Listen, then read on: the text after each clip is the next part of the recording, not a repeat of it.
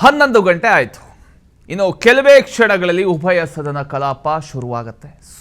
ಸುಗಮ ಸದನ ಕಲಾಪಕ್ಕೆ ಅನುವು ಮಾಡಿಕೊಡದ ವಿಪಕ್ಷಗಳು ಒಂದು ಕಡೆ, ಸದನ ಆರಂಭದಲ್ಲೇ ವಿಪಕ್ಷಗಳಿಂದ ಗದ್ದಲ ಕೋಲಾಹಲ ಶುರುವಾಗ್ತಾ ಇದ್ದಾವೆ.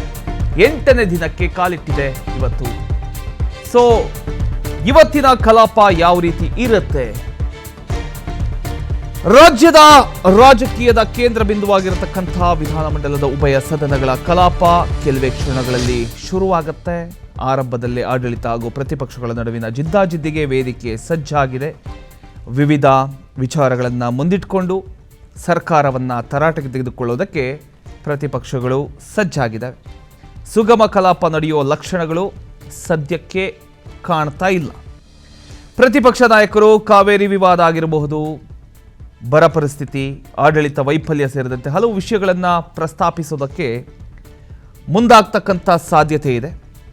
ಇದಕ್ಕೆ ಆಡಳಿತ ಪಕ್ಷ ಕೂಡ ತಿರುಗೇಟು ನೀಡೋದಕ್ಕೆ ಸಿದ್ಧವಾಗಿದೆ.